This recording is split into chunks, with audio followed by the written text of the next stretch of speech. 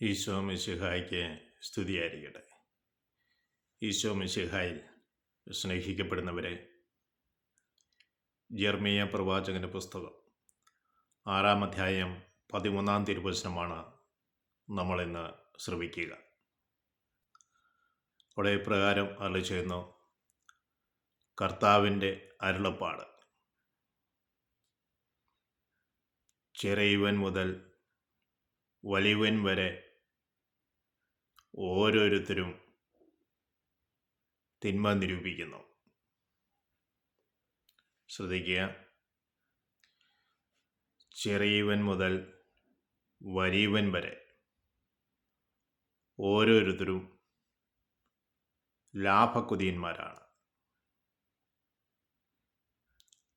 ലാഭം എത്ര കിട്ടും, അതിന് എന്ത് ചെയ്താൽ എനിക്കെന്ത് നേട്ടം, എത്ര ശതമാനമാണ് എനിക്ക് ലഭിക്കുന്നത് എന്ന് ചിന്തിക്കുക. ബിസിനസ്സിൽ ലാഭക്കച്ചവടങ്ങളാണ്. ശുശ്രൂഷ മേഖലകളിലും ഈ ലാഭക്കച്ചവടം കേൾക്കുവാൻ ഇടയായിട്ടുണ്ട്. ജീവിതക്ലേശത്താൽ അവരുടെ സ്ഥലങ്ങൾ വിൽക്കുവാൻ വേണ്ടി ആഗ്രഹിച്ചു. സ്ഥലം വിറ്റ് പോകുന്നില്ല. അങ്ങനെ ഒരു ശുശ്രൂഷകനെ സമീപിച്ച് പറഞ്ഞപ്പോൾ ആ ശുശ്രൂഷകൻ പറഞ്ഞത്, സ്ഥലം വിൽക്കുവാൻ ഞാൻ പ്രാർത്ഥിക്കാം, അതിൻ്റെ 2% എനിക്ക് തരണം. സ്നേഹമുള്ളവരെ, എല്ലാവരും ലാഭക്കുതിയന്മാരാണ്. അതാണ് പറഞ്ഞു വെക്കുക, ചെറിയവൻ മുതൽ വലിയവൻ വരെ ഓരോരുത്തരും ലാഭക്കുതിയന്മാരാണ്. പറയുകയാണ്, പ്രവാചകൻ മുതൽ പുരോഹിതർ വരെ കാപട്യം പ്രവർത്തിക്കുന്നു. പ്രവാചകൻ മുതൽ പുരോഹിതൻ വരെ ഓരോരുത്തരും കാപട്യം പ്രവർത്തിക്കുന്നു. കപടതയാണ് ഉള്ളിൽ നിറഞ്ഞു നിൽക്കുക. എനിക്കെന്ത് നേടാം, ഞാൻ അടങ്ങുന്ന ഗ്രൂപ്പിന് എന്ത് നേട്ടമുണ്ടാകും എന്ന് ചിന്തിക്കുകയാണ്.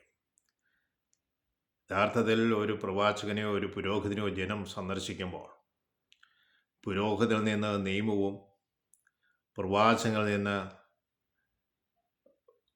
ദൈവത്തിൻ്റെ അരുളപ്പാടും, അല്ലെങ്കിൽ പ്രവാചകങ്ങളിൽ നിന്ന് ദൈവവചനവും ജ്ഞാനിൽ നിന്ന് ഉപദേശവുമാണ് ജനം ശ്രവിക്കുക.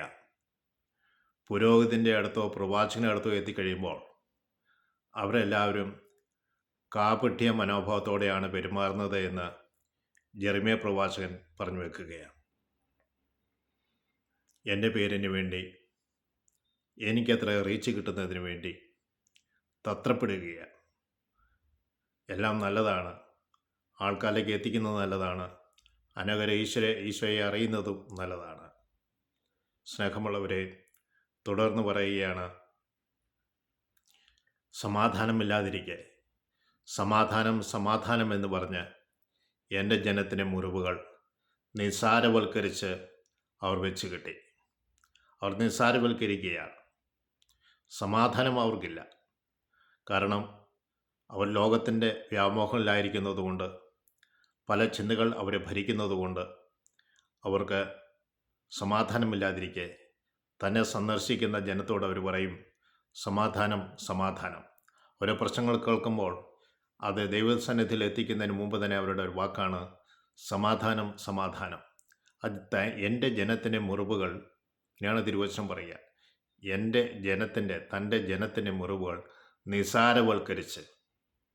അവൻ്റെ പ്രശ്നം അവർക്ക് വലിയ പ്രശ്നമാണ്. നിങ്ങൾക്ക് നിസ്സാരമായിരിക്കാം. നിങ്ങൾ ഒത്തിരിയേറെ കേട്ടിട്ടുണ്ട്, ഒത്തിരിയേറെ പ്രശ്നങ്ങൾ കൈകാര്യം ചെയ്തിട്ടുണ്ട്. അവർ വലിയ പ്രശ്നമായി വരുമ്പോൾ നിങ്ങളത് നിസ്സാരവൽക്കരിച്ച് സമാധാനം എന്ന് പറഞ്ഞ് അതിനെ വെച്ച് കെട്ടിവിടുന്നു. നിന്ദ്യമായ പ്രവൃത്തികൾ ചെയ്യുന്നവർ നിങ്ങൾ നിന്ദിക്കപ്പെടും. തിരുവചനം പറയുകയാണ്. സ്നേഹമുള്ളവരെ, യെർമീയ പ്രവാചകനിലൂടെ ദൈവം നമ്മൾ അരുളിച്ചെയ്യുന്ന വചനത്തിലൂടെ നമ്മൾ ലാഭക്കൊതിയന്മാരാണോ? നമ്മൾ കാപട്യം പ്രവർത്തിക്കുന്നവരാണോ? എങ്കിൽ അതെല്ലാം ഉപേക്ഷിച്ച് നമ്മൾക്ക് ഈശോയുടെ പക്കലേക്ക് തിരിച്ചു വരാം. യെർമീയ പ്രവാചകൻ്റെ പ്രത്യേകത നമ്മൾക്കറിയാമല്ലോ. ഇടിച്ചു തകർക്കാനും പണിതുയർത്തുവാനും ദൈവം അഭിഷേകം ചെയ്തവനാണ്. പ്രിയ സഹോദരങ്ങളെ, പലതും നമ്മളെ ഇടിച്ചു തകർക്കണം. ദൈവവചനം നമ്മളെ ഉള്ളിലേക്ക് കടന്നു വരുമ്പോൾ നമ്മളെ സ്വയം ഞാൻ എന്നുള്ള ഭാവത്തെ ഇടിച്ചു തകർക്കണം. എന്നാൽ ഈശോയിലേക്ക് തിരിയുമ്പോൾ അവിടുന്ന് നിന്നെ പണിത് ഉയർത്തും. വീണ്ടും വീണ്ടും ശക്തിയോടുകൂടി അവിടുന്ന് നിന്നെ പണിത് ഉയർത്തും.